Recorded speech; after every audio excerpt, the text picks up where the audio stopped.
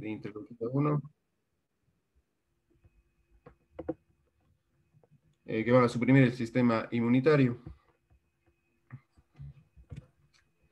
Entre las citoquinas proinflamatorias tenemos el TNF, el interleuquina 1, interleuquina 6, receptores tipo NOL, que tenemos de interleuquina 1, interleuquina 18 y las caspasas, y de las citoquinas antiinflamatorias de interleuquina 10. Alejandro, David, ¿me escuchas? Sí, sí, doctor. Regresar a tu diapositiva, por favor, la anterior. La anterior a esa. Eso es importante porque es pregunta después, ¿cuál es el factor de transcripción que desencadena la respuesta preinflamatoria en el choque séptico? Y es el factor núcleo capa beta, ¿va? Es pregunta después para que lo tomen en cuenta. Ok, gracias, doctor. En transición a la sepsis, pues las endotoxinas de la pared celular de bacterias gram negativas, que son detectadas en la sangre de pacientes sépticos, se asocian con el choque y la disfunción orgánica múltiple, reproducen muchas de las características de la sepsis, incluida la activación de complemento, la coagulación y los sistemas pirinolíticos. También los mediadores proinflamatorios en exceso producen interleuquina 1, que va a producir fiebre, hipotensión, leucocitosis, inducción de otras citotocinas proinflamatorias y la activación simultánea de la coagulación y la fibrinolisis. Activación del complemento, va a haber una inhibición de la cascada del complemento, una disminución de la inflamación y mejora de la mortalidad en modelos de animales. La susceptibilidad genética, en cambio, es otro problema, que hay un polimorfismo de un solo nucleótido que está en 1% de la población, que se usan como marcadores genéticos. Entonces, este polimorfismo de un solo nucleótido de genes que codifican citoquinas, receptores de superficie celular, ligados a proteínas de choque, entonces van a producir mayor susceptibilidad a la infección y malos resultados. Efectos sistémicos de la sepsis como tal, va a haber una lesión celular, que es el precursor de la disfunción orgánica, produciendo una isquemia tisular, una lesión citopática y una tasa alterada de apoptosis. Esta isquemia tisular va a producir una cierta activación de la cascada de coagulación, con expresión del factor 5 y del factor 8, estimulación de la formación de trombina, transformación de fibrinógeno en fibrina, y pues va a fijar las plaquetas y va a producir adherencia en las células endoteliales. Como podemos ver en este gráfico, se produce una disminución de la proteína C, disminución de la fibrinolisis y trombosis, ¿no? Lesión citopática, hay una disfunción mitocondrial, con inhibición directa de complejos de enzimas respiratorias, daño por estrés oxidativo y descomposición del ADN mitocondrial. Endotoxinas y el óxido nítrico van a causar destrucción y disfunción de las proteínas mitocondriales de la membrana interna y de la matriz. Además, una degeneración de la ultraestructura mitocondrial. Va a producir una anoxia citopática. En cuanto a la apoptosis, que es la muerte celular programada y regulada de la proliferación celular, produciendo una vía extrínseca en donde las proteínas externas se unen a los receptores de la superficie celular que inducen la apoptosis, vía del receptor de muerte, activación de la caspasa.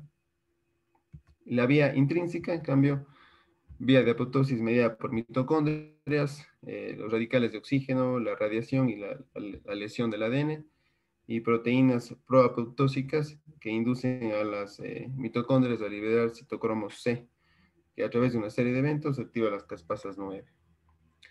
Cuanto a la inmunosupresión, hay una apoptosis acelerada que se encuentra con frecuencia en los órganos linfoides, como el vaso, el timo, mediada por linfocitos CD4, linfocitos B y sus células dendríticas.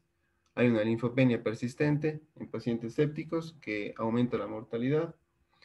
Y el sistema inmune en un individuo séptico pues, no puede organizar una respuesta inmune efectiva a infecciones bacterianas, virales o fúngicas secundarias, ¿no? ¿Qué pasa con la microcirculación? pues hay una regulación del tono, hay adhesión leucocitaria, agregación de las plaquetas, formación de microtrombos, permeabilidad microvascular, produciendo pues, un óxido nítrico disminuido, contenido de los tejidos también está disminuido, expresión de la sintetasa inducible de óxido nítrico que produce la hipotensión y radicales libres que producen isquemia en los tejidos. En conclusión, hay una disfunción multiorgánica con una disfunción de la coagulación, disfunción miocárdica, disfunción renal, disfunción del sistema nervioso central, una disfunción hepática y una disfunción pulmonar. En cuanto a la disfunción de la coagulación, los patógenos producen los mediadores de la inflamación que van a regular las vías procoagulantes mediadas por monocitos y macrófagos, asimismo una subregulación de anticoagulantes fisiológicos y una supresión de vías pirinolíticas, con la conclusión de depósitos de fibrina en la microcirculación. En cuanto a la disfunción miocárdica, va a producir varias, como activación autoinmune, liberación de mediadores, estrés oxidativo, alteraciones metabólicas, disfunción mitocondrial, alteraciones de la microcirculación, que todos van a producir la disfunción, ¿no? Cambios microcirculatorios, el flujo coronario está aumentado en la sepsis, también hay un flujo microcirculatorio que está afectado por el edema endotelial y los depósitos de fibrina que enlentecen y obstruyen el flujo microvascular. En cuanto a los cambios metabólicos, hay un consumo de oxígeno y la tasa metabólica se encuentra disminuida, en una disminución de la captación de glucosa, cuerpos cetónicos y ácidos grasos libres. ¿Qué pasa en el ventrículo izquierdo? Hay una disfunción sistólica con dilatación del mismo, aumento del volumen diastólico final, disminución de la FEBI y gastos cardíacos normales o incluso elevados, con disminución de las postcargas. En cuanto a las disfunciones diastólicas, pues hay un enlentecimiento del llenado ventricular, alteraciones de la relajación y alteraciones de la distensibilidad del ventrículo izquierdo. En cuanto al ventrículo derecho, hay una disminución de la precarga, aumento de su postcarga por aumento de las resistencias vasculares periféricas, que nos van a producir una dificultad respiratoria aguda, el uso de vasopresores, el uso de la ventilación mecánica. Pues, en cuanto a la disfunción renal, los pacientes tienen hipovolemia y disminución del gasto cardíaco, caída de la TAM, menos de 80, con activación de varios receptores cardíacos y carotídeos, desactivación de las catecolaminas con el sistema renina-angiotensina, hay una vasoconstricción de lechos vasculares no esenciales, con una hipoperfusión persistente y una disminución de la circulación renal. Por ende, va a producir una disminución de la presión intraglomerular y, pues, como método de compensación, hay una activación de los receptores en la arteriola aferente, síntesis de prostaglandinas, vasodilatadores, y la angiotensina, que induce una constricción de la arteriola eferente. En cuanto a la sepsis, pues tenemos que tiene una hipotensión, una necrosis tubular aguda y una coagulación intravascular diseminada, que son tres factores que van a producir la lesión renal aguda, ¿no?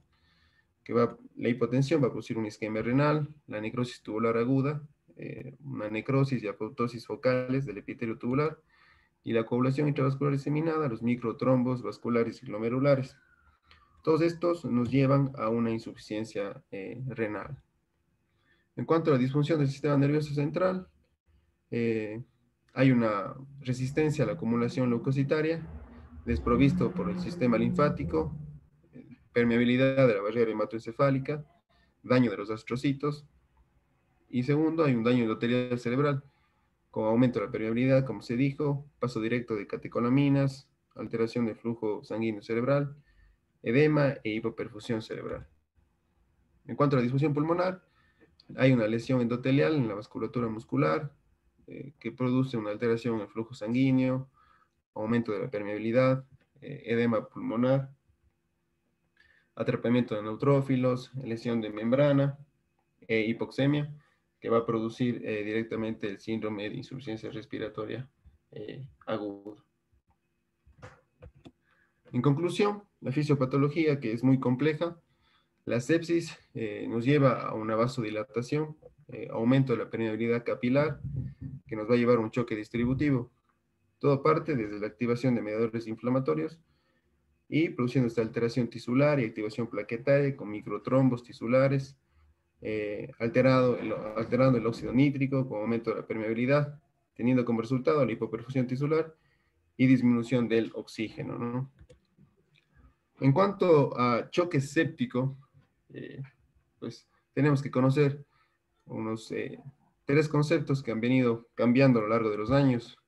El primero que se creó fue en el 91 con sepsis 1, en donde pues, teníamos el dato de infección y de ahí venía la sepsis, que era infección más síndrome de respuesta inflamatoria sistémica, que consistía en temperatura mayor a 38 o temperatura menor a 36, con una frecuencia respiratoria mayor a 20, una PaCO2 menos de 32, o una frecuencia cardíaca mayor a 90. Igual glóbulos rojos mayores a 12.000 o leucopenia menores de 4.000. Cuanto al concepto de sepsis grave, decíamos que era sepsis más una disfunción orgánica, y choque séptico como tal era la sepsis grave más hipotensión refractaria a líquidos. Sin embargo, se vio pues, que estos conceptos tenían una baja sensibilidad, que eran poco útiles para la detención temprana. Por lo tanto, en el 2001 aparece sepsis 2, con, con conceptos muy similares a sepsis 1, en donde era una respuesta multifacética, un agente infeccioso que puede ser amplificado por factores endógenos, y se considera que la sepsis era una infección con dos o más criterios CIRS.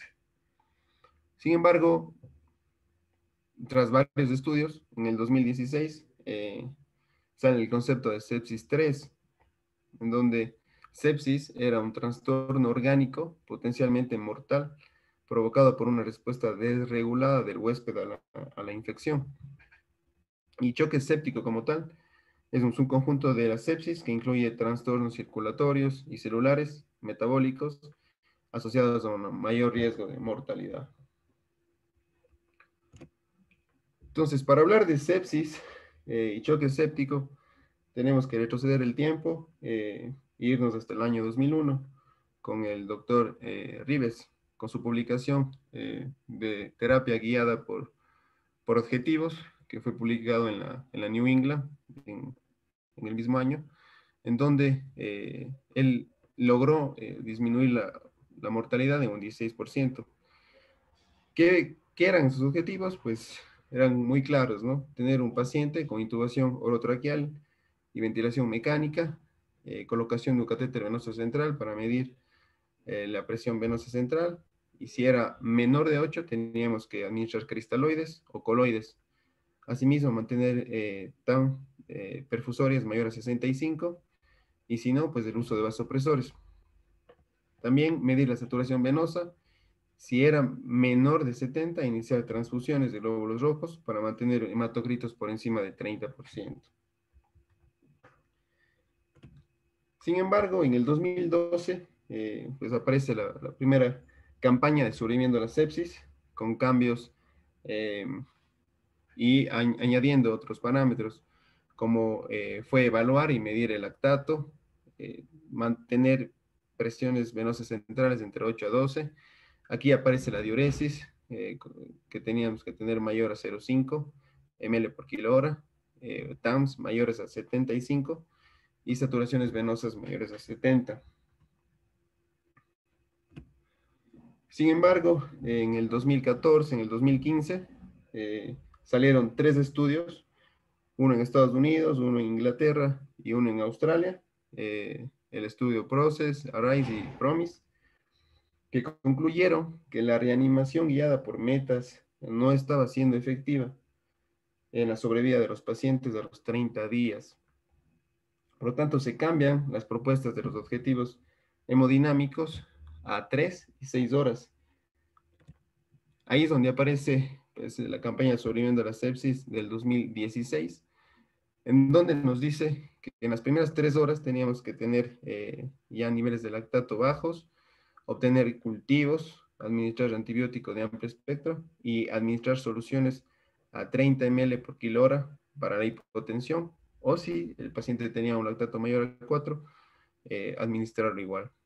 Y a las 6 horas, empezó a aplicar vasopresores si la hipotensión no se resolvía, con tan mayores de 65 y remediciones de lactato. ¿Qué pasa en el 2018?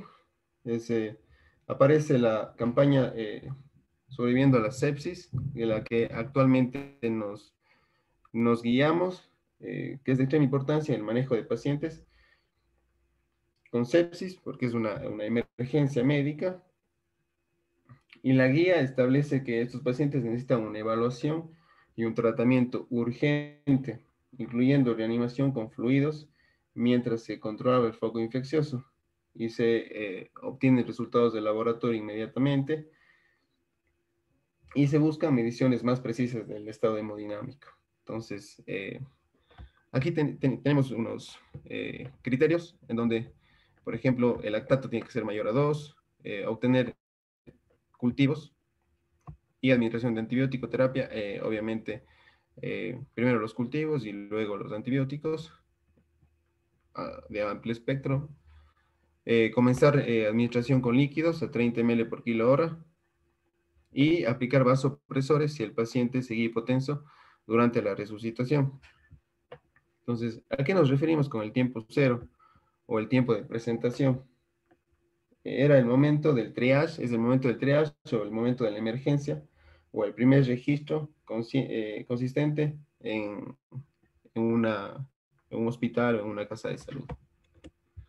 Entonces, para hablar de diagnóstico, pues tenemos que hablar de una infección documentada o sospechada, más 2 puntos del SOFA, que nos daría igual a sepsis. ¿Qué es esto del SOFA? Pues es un método de screening que solo en el 24% de los pacientes con sepsis tienen, por lo tanto no es tan específico. Son pacientes que van a tener una hipotensión, sobre todo sistólica menos de 100, alteración mental y taquimia con frecuencias respiratorias más de 22. ¿De dónde sale este SOFA? Pues sale del Consenso Internacional de Sepsis 3, que dijimos que salió ya en el 2016, en donde claramente en este diagrama vemos el paciente que se sospecha que está con una infección. Hacemos el QI-SOFA, que es un screening rápido de alteración mental, presión arterial sistólica y frecuencia respiratoria. Si tenía 2 o más, pues el paciente tenía que hacerse el SOFA como tal, en donde consistía en parámetros como sacar la PAFI, las plaquetas, las bilirrubinas, ver si el paciente necesitaba vasopresores o no, el estado de coma de Glasgow y la creatinina en cuanto estaba. Si tenía igual 2 o más, el paciente era catalogado como un choque séptico. No, ahí está. A ponerlo a tu diapositiva, David. Si tenés un SOFA mayor a 2, es sepsis, ¿ok? Pero si tu paciente con sepsis tiene, no tiene una respuesta inadecuada al líquido, necesita vasopresores para una presión arterial media mayor a 65, o a pesar de la infusión de soluciones, tiene un lactato mayor a 2, recién se define como choque séptico, ¿ok? Sí, sí, sí, me salté esto. Entonces, el choque séptico, pues es como estaba diciendo el doctor, es la necesidad del uso de vasopresores para mantener tensiones arteriales mayores a 65, presencia de lactato sérico mayor a 2 y ausencia de hipovolemia. Entonces, ya conocemos el diagnóstico, pues el cuadro clínico de un paciente con sepsis. Es un paciente que va a tener fiebre, generalmente mayor a 38, escalofríos, rigidez, va a estar confuso, con ansiedad, con disnea, cianosis, fatiga, malestar, náusea, vómito, oliguria, alteración del estado de conciencia. Entonces, en esos pacientes, y si tienen un QI-SOFA más de 2, pues hay que buscar un foco infeccioso. Al examen físico, pues hay que hacer una evaluación del estado general del paciente, como el ABC, eh, evaluar el estado mental, la toma de signos vitales, ver si hay signos de hipoperfusión, examinar cuidadosamente al paciente en búsqueda de evidencia de infección localizada, examinar el color y la temperatura de la piel, ver si hay taquicardia, taquimia, que son los primeros signos de choque. En cuanto a los laboratorios, pues, tenemos que pedir una biometría para ver si hay leucocitos, cómo está la hemoglobina, las plaquetas, tiempos de coagulación, niveles de fibrinógeno, una gasometría y ver sobre todo el lactato, electrolitos, glicemia, pruebas de función hepática, función renal y la procalcitonina. En cuanto a los cultivos, se recomienda que se obtengan cultivos microbiológicos de rutina apropiados, incluidos antes de comenzar la terapia antimicrobiana en pacientes con sospecha de sepsis o choque séptico. Si al hacerlo no se puede, no se produce un retraso sustancial en el inicio de los antimicrobianos. Entonces tiene que hacer 2 o más series para ver si un retraso sustancial de 45 minutos pues produce mayor mortalidad porque no se le está impregnando con antibióticos. Estudios de imagen van a detectar infiltrados en aproximadamente el 5% de los adultos febriles sin localizar signos de infección, sobre todo de rutina, paciente febril sin localizar signos o síntomas respiratorios y búsqueda del síndrome de insuficiencia respiratoria aguda en pacientes con sepsis. El ultrasonido, que sirve mucho para predecir la capacidad de respuesta a fluidos, evaluando la bomba, asimismo evaluando el ventrículo derecho, ver el volumen sistólico, ver cómo está la vena cava inferior, si hay hipovolemia, y el protocolo Roche, que es el protocolo que se evalúa pues, al pie de la cama. Es más o menos el protocolo POCUS de la ecografía. La tomografía y resonancia, vamos a ver, por ejemplo, una modalidad de imagen elegida para excluir abscesos intraabdominales o fuente de infección retroperitoneal y evidencia de aumento de presión intracraneal o lesiones de masas focales.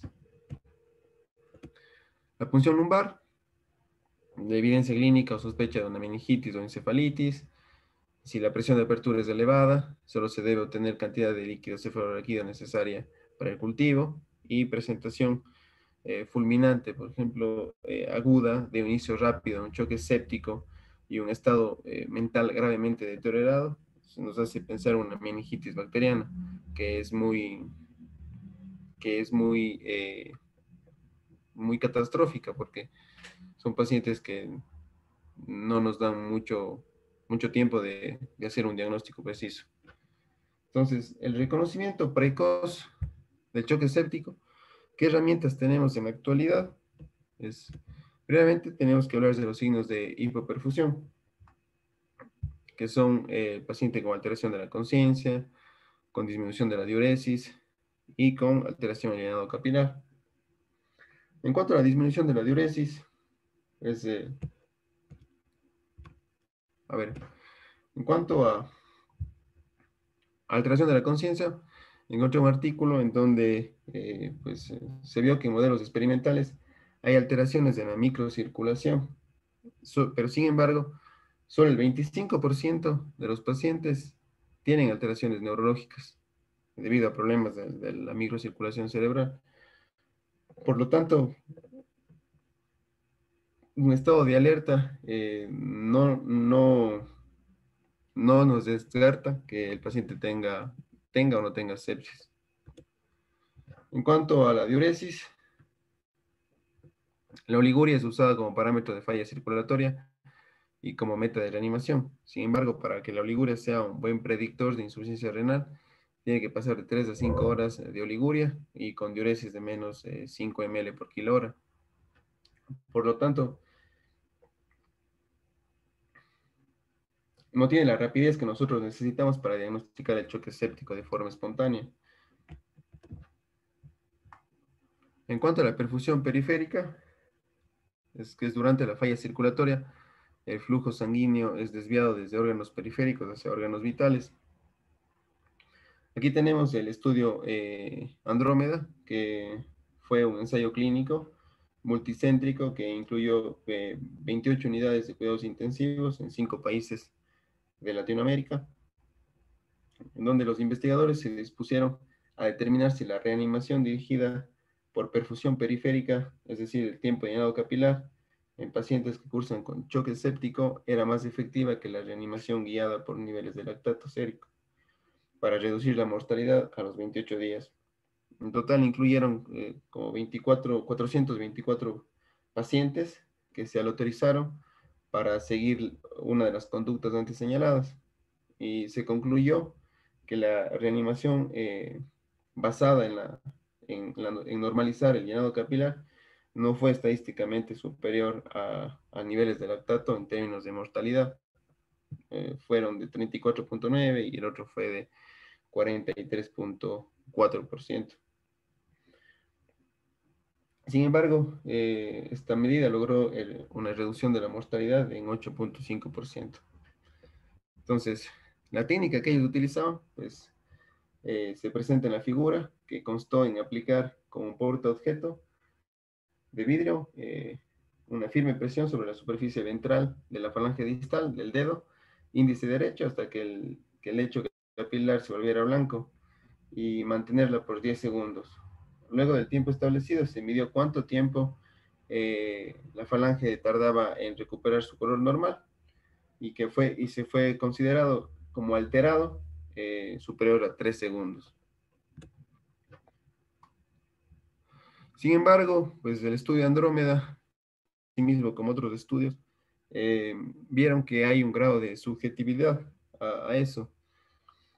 Aquí, como podemos ver, nosotros estaríamos en la curva más del 50%, pero por ejemplo, personas que no están relacionadas a la clínica, incluso enfermeras, asistentes de enfermería, pues tienen muy poca experiencia en medir el llenado capilar y por lo tanto son muy subjetivos ese tipo de mediciones. Y pues a mayor entrenamiento, mayor precisión para medirlo. Las limitaciones del llenado capilar es que es una pobre correlación entre el tiempo de llenado capilar con la frecuencia cardíaca, presión arterial y gasto cardíaco. El tiempo de llenado capilar varía también con la edad, con el sexo, la temperatura, la luz ambiente. Obviamente no es lo mismo evaluar a un paciente con buena luz que evaluar a un paciente en la noche. Y el Motting Score, que se está utilizando mucho, nos quiere decir que a mayor puntaje, mayor mortalidad en las primeras 24 horas. ¿A qué se refiere con el Motting Score? No sé si le pueden ver ahí. Les acerqué un poco, no sé si pueden ver. Se clasifica por estados, en el estado 1, 2, 3, 4 y 5. Entonces, aquí encontré un estudio en donde evaluaban como predictor fuerte de mortalidad a los 14 días en pacientes con choque séptico y era inversamente proporcional. Si tenía un score mayor a 5, pues la mortalidad a 14 días era del 100%. Asimismo, si tenía el paciente un Motting de 1, tenía una mortalidad pues, del 30% a 14 días. Otro parámetro para valorar la sepsis, que es otra herramienta, pues es la curva de pletismografía, que nos ofrece una información sobre el sistema cardiovascular latido a latido. Se puede medir muy fácilmente porque es la curva del oxímetro que también está relacionado con el estado hemodinámico del paciente, indicándonos una vasoconstricción o una vasodilatación. En cuanto a, si estamos hablando de sepsis, pues encontraríamos pacientes con vasodilatación. ¿Qué biomarcadores en sepsis tenemos, no? Es una herramienta útil los biomarcadores. Pues ya decimos que la sepsis se altera la coagulación, es un estado de inflamación y produce un daño del tejido asociado con los DAMs y con los PAMs. Entonces, la estimulación o la infección bacteriana produce una movilización celular que va a activar mediadores proinflamatorios y antiinflamatorios, mediados por los DAM y por los PAM, ¿no? Los biomarcadores actualmente están en tendencia a la alza. En estos estudios de PubMed, como vemos desde 1986, pues, no se encontraban muchas publicaciones, pero a raíz que avanzan los años, como vemos aquí en el 2005, 2009, han empezado a publicarse más estudios de estos biomarcadores en sepsis. Sin embargo, pues se han encontrado 258 probables biomarcadores, pero solamente el 90% de estos marcadores se han encontrado en 4 estudios y el 31% un solo estudio. Por lo tanto, en la práctica clínica no están siendo tan útiles. ¿Entre qué biomarcadores tenemos? Pues tenemos la procalcitonina, la pentatraxina 3, el CD4 soluble, la copeptina. Ahora, ¿qué biomarcador es el más importante de todos? Lo vamos a decir. Por ejemplo, para diagnóstico, nos sirve mucho el CD4, el CD64, la interleuquina 27, el lactato, la procalcitonina. Para pronóstico, igual la procalcitonina, la PCR, la lactato, interleuquina 6, interleuquina 8. Para monitoreo de nuestros pacientes, CD64, PCR, lactato, procalcitonina. Para estratificación y para subrogante, lactato y lactato. Como vemos, casi en todos está la procalcitonina, la PCR y el lactato. Pues la procalcitonina ha sido el biomarcador que más ha venido utilizando, recordando que la procalcitonina pues, es una prohormona de la calcitonina codificada por el gen CAL1 del cromosoma 11, que en síntesis, en condiciones fisiológicas, se sintetiza en células C de la tiroides, pero en condiciones patológicas se origina en tejidos extratiroides. Por lo tanto, la procalcitonina es detectable en las primeras 4 horas, un diagnóstico con más de 0,5 nanogramos por ml, con una sensibilidad del 77% y una especificidad del 79%. Tenemos que recordar que siempre se tiene que tener una sospecha clínica, porque un paciente que está estable y con procalcitonina alta no nos quiere decir nada. Aquí vemos es, dos metaanálisis en donde evalúan el pronóstico de la procalcitonina en pacientes con sepsis, asimismo la mortalidad, predictor de mortalidad de la procalcitonina en un estudio multicéntrico.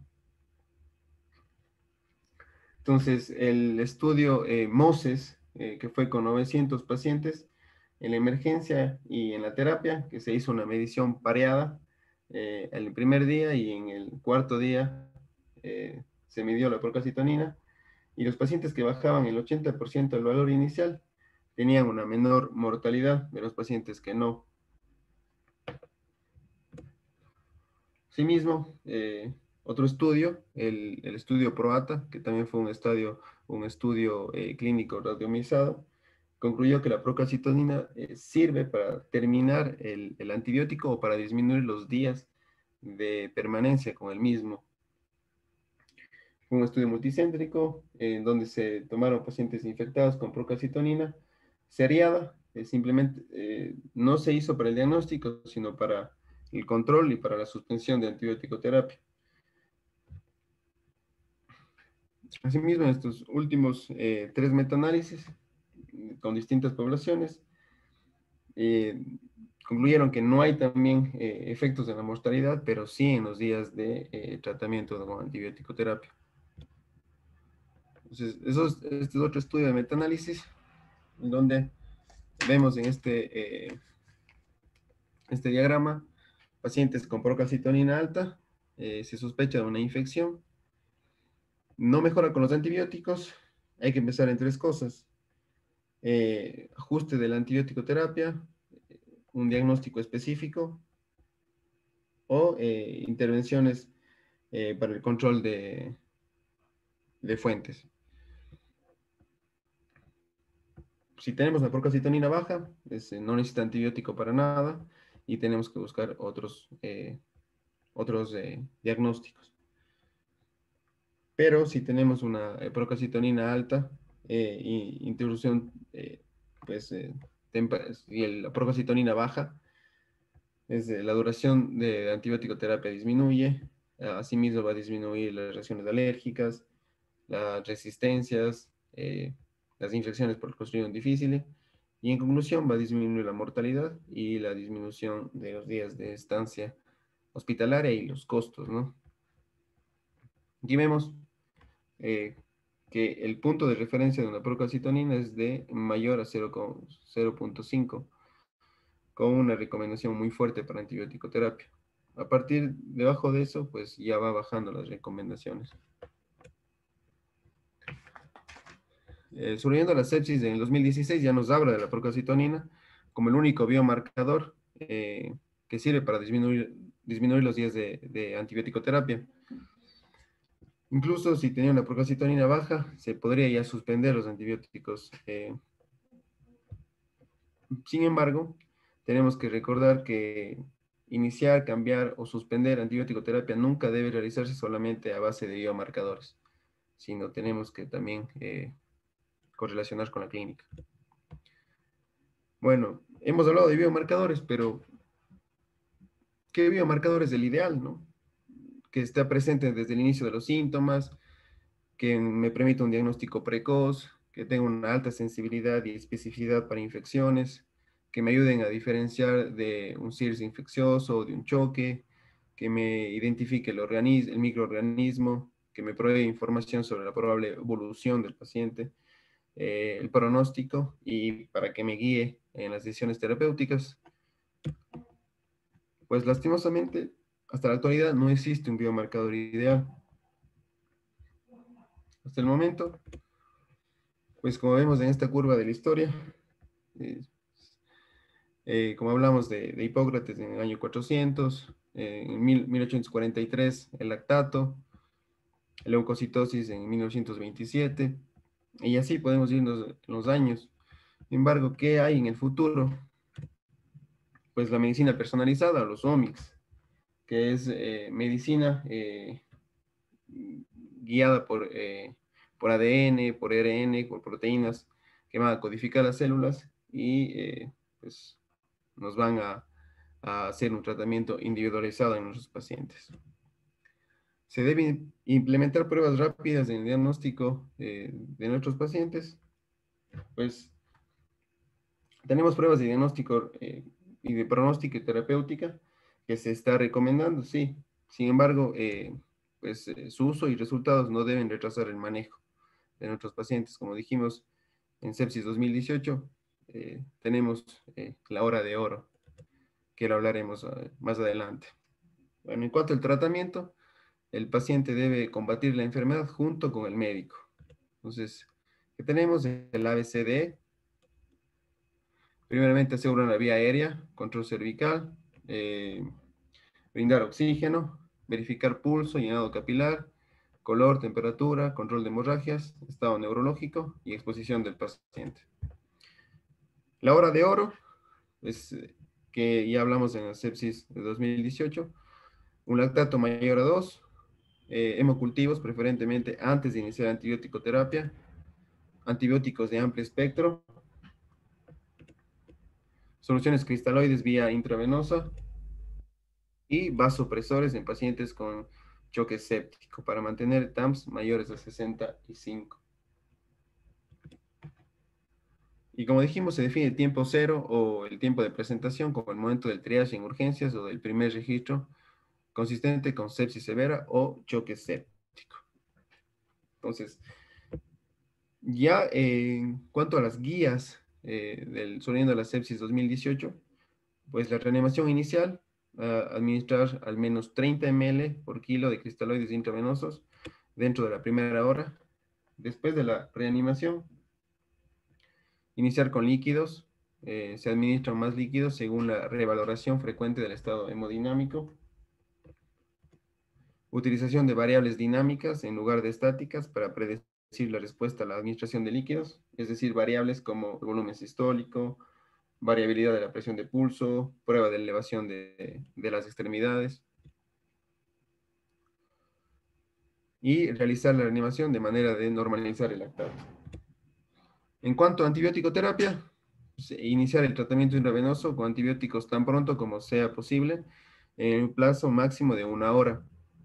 Terapia con antibiótico de amplio espectro para cubrir bacterias, virus, hongos si se sospecha, y a las dosis adecuadas y con la adecuada penetración. Entonces, la terapia antibiótica frente a patógenos más probables, se sugiere un beta-lactámico más un aminoglucósido o una quinolona, o un beta-lactámico más un macrólido.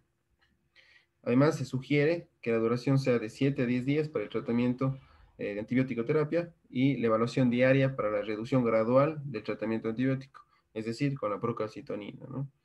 La medición de niveles de procalcitonina, como dijimos, que nos puede ayudar a cortar el tratamiento antibiótico.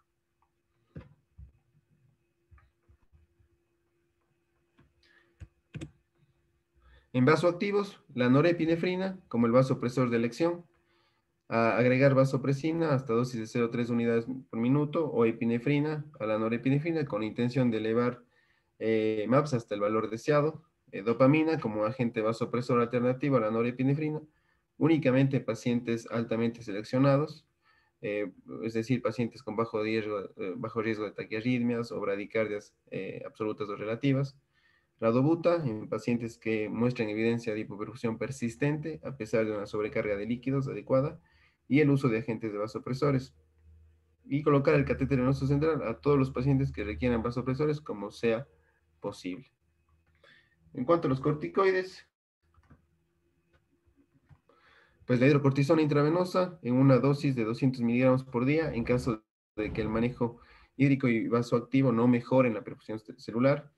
Se podrá indicar esteroides cuando hay antecedentes de tratamiento con esteroides o de disfunción suprarrenal, pero no se puede confirmar que los esteroides en baja dosis tengan una potencia preventiva para la reducción de la incidencia de sepsis.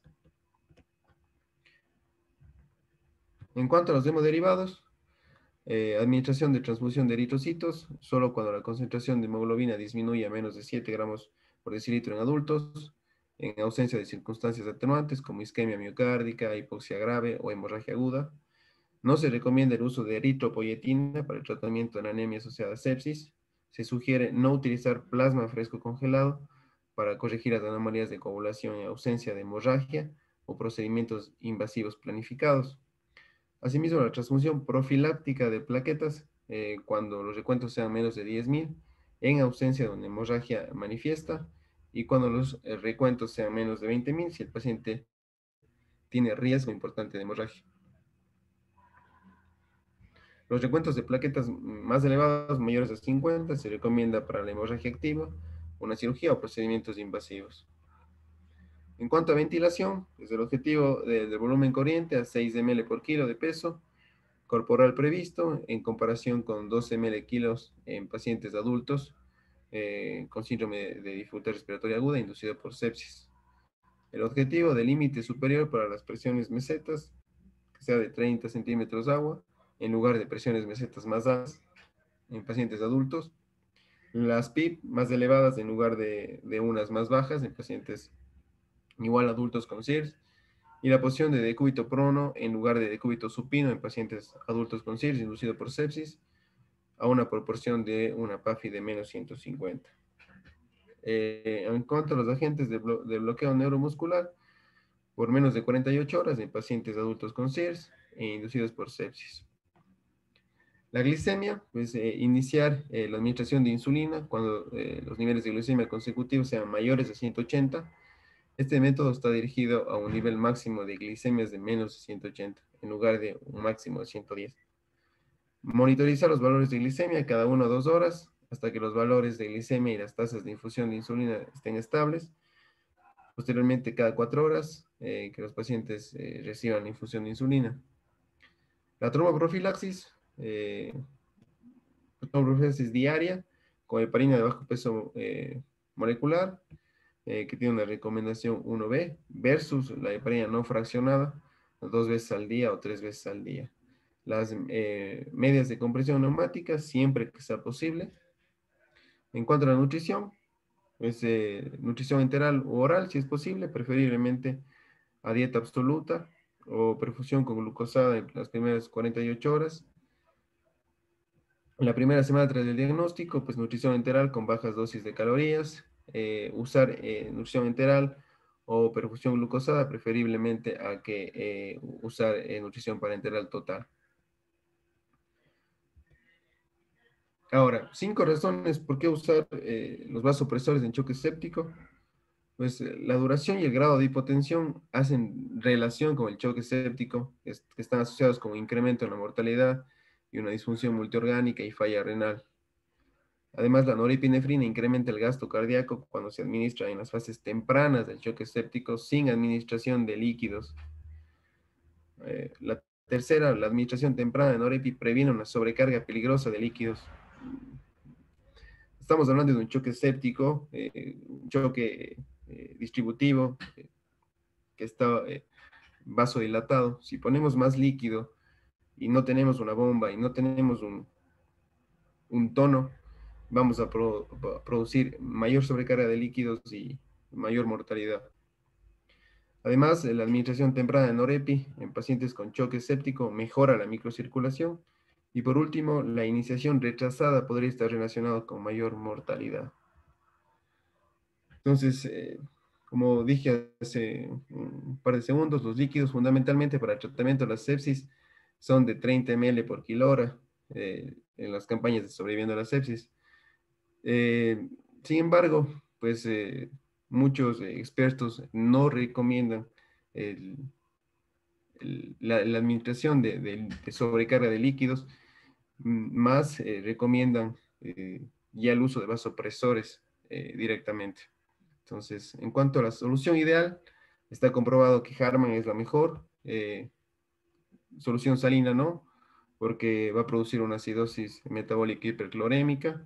Soluciones glucosadas tampoco, porque también va a producir fugas capilares.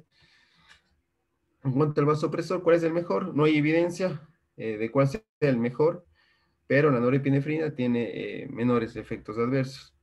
La hidrocortisona se debe prescribir una dosis de 200 por 7 días en bolo o infusión, como ya lo dijimos, y no hay evidencia del uso del ácido ascórbico o tiamina como terapia coadyuvante adicionales con la hidrocortisona. Respecto a la hemofiltración venovenosa y terapia de reemplazo renal David, temprano, pues, David, sí, doc. hola, ya estamos sobre el tiempo. Hasta aquí, preguntas, comentarios que quieran hacer.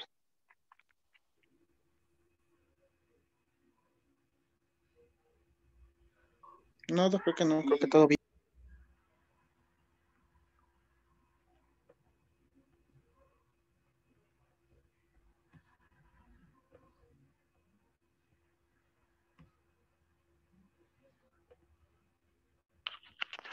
Bueno, muy bien, David. Pues es un tema muy, muy largo. Hay mucha ciencia al respecto.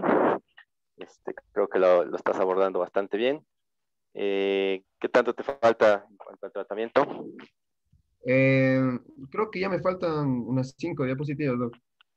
Ok, y nos vas a platicar del manejo de norepi y vaso. Ah, sí, también. Sí, tengo ahorita un ejemplo. Ok, pues si quieren continuamos con el resto del tratamiento en la siguiente clase. Este, nos pones unos ejercicios, ¿no? Para calcular las aminas, ¿no? Que es muy importante. Y luego se empieza a bajar todo el tiempo, ¿no? ¿Qué tal? Sí, doc. ¿Quién te ayudó en tu clase? Sebastián. Ah, muy bien, Sebas también. Entonces, para que se sigan apoyando, ¿sale? Sí, doctor. Sí, Vale, doctor, pues. gracias. Si no hay más dudas, nos vemos la siguiente semana. No, nos vemos mañana, pero con esta clase la siguiente semana.